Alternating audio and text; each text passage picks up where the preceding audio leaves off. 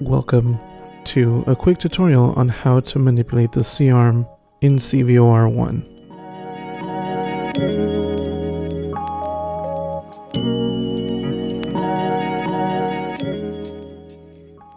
In order to begin adding the patient information, we will click on Schedule, then we will click on Add. This will take us to a menu where we can input all the patient information that we need. For here, we will go ahead and put Test as a first and last name, and as the patient ID. Next, you want to enter the date of birth so it is easy to find the patient. And you'll go ahead and select the gender right here. We will then click on OK at the bottom of the screen. This is the only section where we can switch the main application from cardio to electrophysiology or vascular. For this tutorial, we will click on vascular. And do not worry about any of the other items, as they can be selected from the console. We will click on Select for Acquisition to go ahead and begin doing the procedure. We know the information is correctly input because we have the patient's name, their ID, their date of birth, and today's date on the side. Let's explore the buttons that are on the console in front of us. On the control console, this is the on and off button. This button is to enable or disable the radiation, which will either allow you to fluoro or not. This button will play back runs.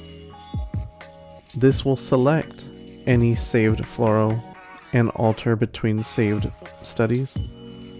This will alter between each individual image. This knob will affect the playback of the fluoro study.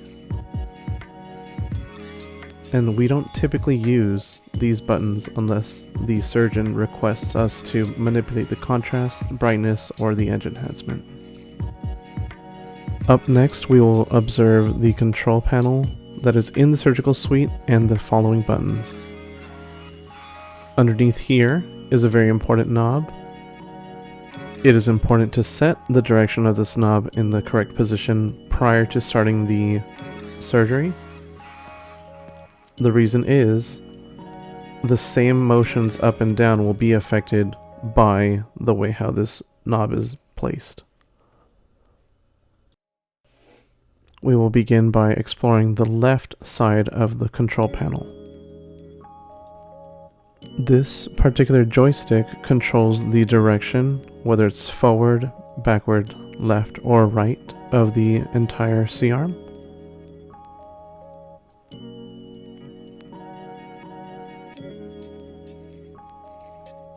This will affect the crani-caudal, or RAO and LAO, of the entire C-arm.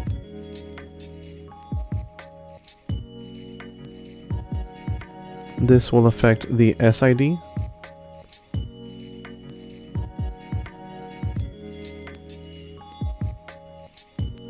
And these buttons will rotate the entire C-arm.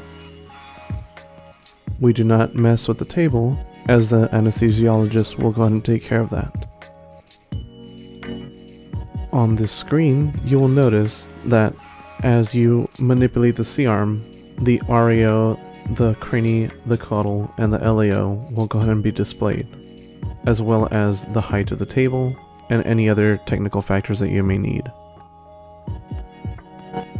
On the right side of the control panel, we have the collimators or shutters, the left and the right wedges.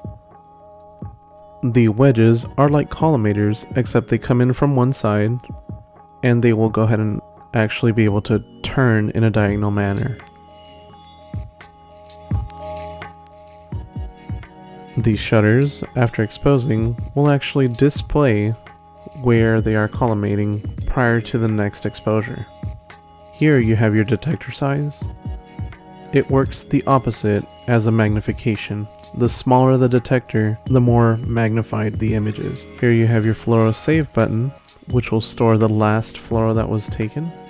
And on this side, you have your reset timer.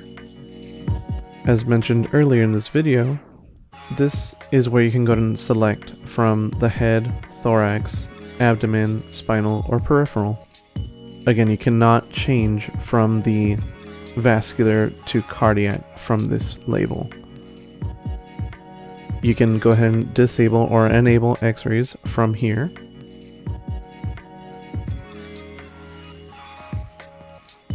You can also couple or uncouple, pair or unpair from that button for a DSA.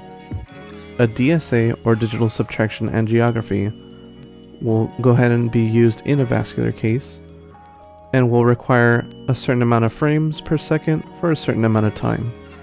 You can adjust the duration and the frames per second through this particular menu.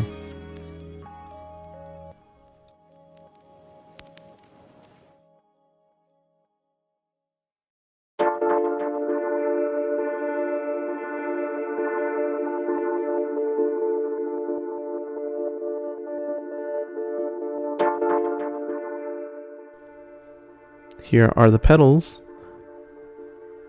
The pedal on the far right will affect the lights that are on and off in the room. This button will fluoro,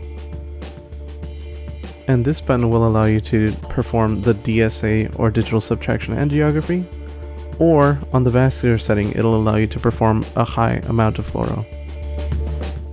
Lastly, on this control, we can go ahead and play and pause any saved fluoro, select through the saved fluoro studies, cycle through the individual saved frames, and save any individual frame. The remote itself is detachable and will have to be pointed at this particular sensor in the room.